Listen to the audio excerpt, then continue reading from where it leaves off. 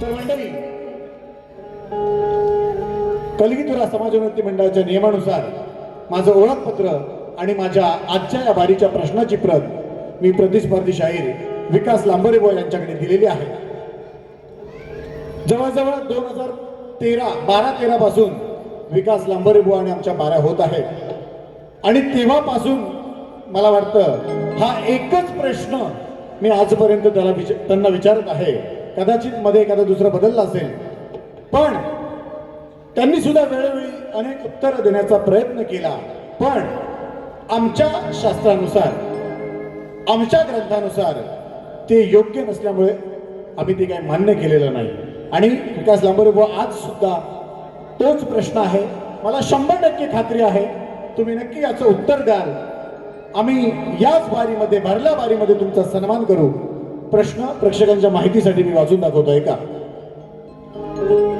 वनवासाची आणि प्रभू रामाची कथा वनवासाची सगळ्यांना ठाऊक आहे.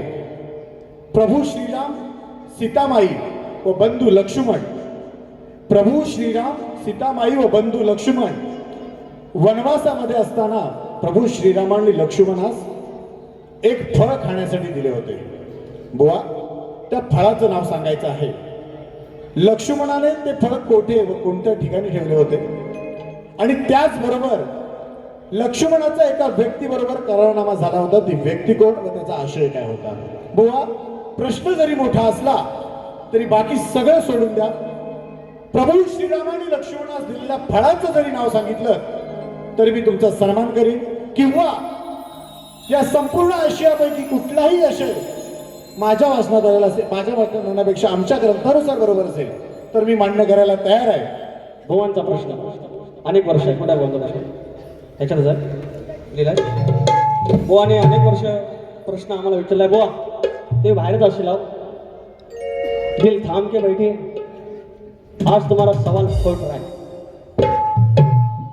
गेल्या वर्षी पाचलाच फुटणार होता, पण गाडी कुठं वळली काय कळलं नाही.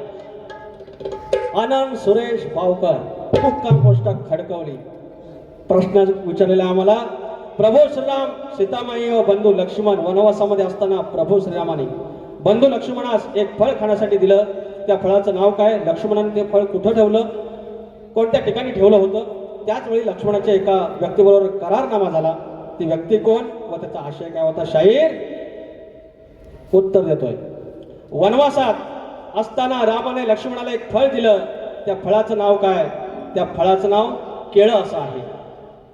लक्ष्मणाने ते फळ खाल्ले नाही तर ते कुठे लपून ठेवले होते? तर लक्ष्मणाने ते फळ आपली मांडी फाडून त्या मांडीमध्ये लपून ठेवलं होतं. त्यानंतर तुम्ही विचारलात की लक्ष्मणाचा एका व्यक्तीबरोबर करार झाला. ती व्यक्ती कोण? तर ती व्यक्ती म्हणजे निंद्रादेवी.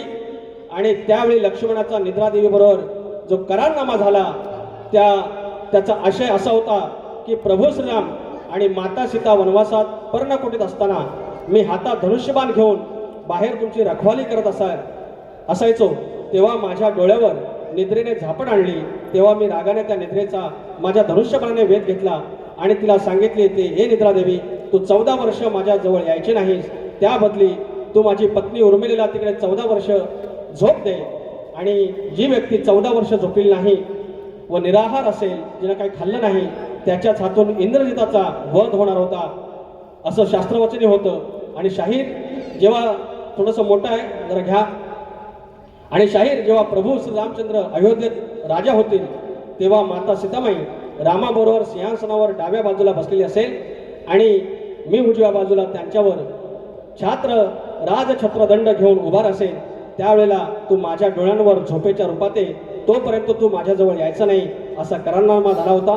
म्हणून शाहीर तसेच राज्याभिषेकावेळी लक्ष्मण एकटाच हसला आणि प्रभू रामाला लक्ष्मणाच्या त्या त्यागाचा जेव्हा उलगडा झाला तेव्हा प्रभू श्रीरामाने, हे लक्ष्मणा, तू पुढील जन्मी माझा मोठा भाऊ म्हणून जन्माला येशील, म्हणजे ज्या जन्मात तू लहान भाऊ लक्ष्मण होऊन जी माझी सेवा केलीस ती सेवा पुढच्या जन्मात मी तुला लहान भाऊ होऊन परतफेड करेन. तेव्हा लक्ष्मणा, तू पुढील जन्मी बलरामाच्या रूपात जन्माला येऊन माझा मोठा भाऊ हो आणि पुढील जन्मामध्ये श्रीकृष्णाच्या रूपात जन्माला येऊन तुझा लहान भाऊ होईल, असे श्री प्रभू रामाने त्यांना वचन दिलं. तेव्हा आनंद भावकर बुवा, हरी भावकर बुवा, आणि आदरणीय गुरुवर्य चापडे बुवा ते फळ कोणतं तर ते फळ केळं आणि लक्ष्मणाने कुठे लपून ठेवलं तर आपल्या मांडीमध्ये लपून ठेवलं हे तुमच्या प्रश्नाचं उत्तर आहे या शक्तिजुराच्या बारीमधला सगळ्यात मोठी गोष्ट म्हणजे प्रश्न आणि त्याचं उत्तर. मी माझा प्रश्न प्रतिस्पर्धी शाहिरांना दिलेला होता, त्यांचा सुद्धा प्रश्न त्यांनी मला दिलेला आहे, त्याचं उत्तर मी देण्याचा प्रयत्न करणार आहे. पण तत्पूर्वी माऊली विकास लांबोरेबाने या ठिकाणी उत्तर दिलं. लांबोरेबा गेले आतमध्ये काय आहेत हो ऐका, आमची खासियत आहे शाहीर हरिहरन कधीही बारीत खोटं बोलत नाही आणि त्याचमुळं गेल्या कित्येक वर्षाचा आमचा प्रश्न प्रभू श्रीराम आणि लक्ष्मणास दिलेलं फळ आणि त्याचं दिलेलं तुम्ही उत्तर मी मनापासून खरं आहे असं कबूल करतो. आणि तुम्ही मंचावर यायचं म्हणजे पुष्पगुच्छ घेऊन ये, बुके घेऊन ये.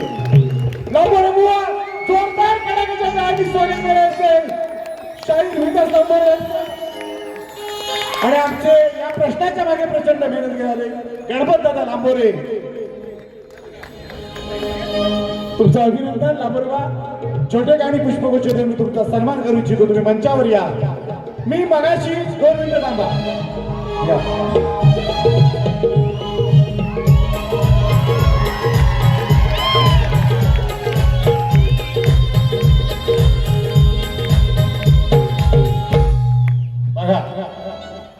मुख्य 2 कारण शक्तिपुरा कशाला म्हणतात.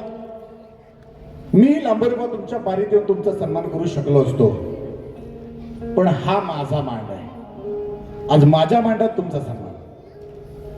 तुम्ही ग्रेट आहात, तुम्ही वाचक आहात आणि या वाचनाला तुमच्या पाठपुराव्याला सन्मान शाहीर हरिहरनकडून, माझ्या भानुदास घराण्याकडून, चापडे माऊलींकडनं आणि माझ्या वडिलांकडनं.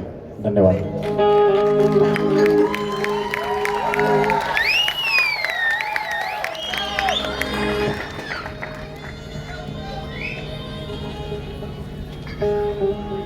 मंडळी, ह्या जगात माणूस बऱ्यापैकी आयुष्यात स्थिर स्थावर झाल्यानंतर फिरत असतो.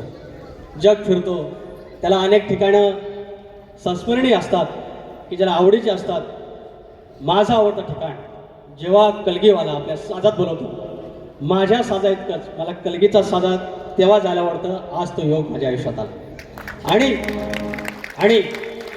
माझ्या अंगावर आताही छान आहे की बारीच्या ठिकाणी, भागाच्या ठिकाणी, पण सुरेश झाकू बावकर यांच्या चिरंजीवाचा प्रश्न आमच्याकडून फुटणं हे आमचं आम्ही महत्त्वाचं समजतो शाहीर. आणि हे प्रश्न फुटला म्हणून कलगीची बाजू कमी झाली याचा प्रकार नाही. शक्तितुरा जिंकतो, मी काय म्हणतो कलगीतुरा जिंकतो. लोक मला म्हणतात ना मी नमान करतो किंवा करतो, आम्ही हे पण करतो. आता मान्य पण हे पण बघा ना किती चांगलं आहे. आणि ह्या माझे वस्तात प्रभाकरजी धनावडे, नारायण गुरव यांच्या माध्यमातून आणि खऱ्या अर्थानं माझे प्रभाकर धनावड्यांचा यांच्या माध्यमातून हा प्रश्न फुटलेला आहे. सगळं श्रेय त्यांना जातं. आणि ह्याच्यातली ही 4थी वारी, अजून 25 वाऱ्या मुंबईच्या आणि गावच्या 25 फक्त बघित राहा. तुम्हाला शुभेच्छा. थँक्यू. धन्यवाद. प्रश्न फुटला की खरंच आनंद होतो.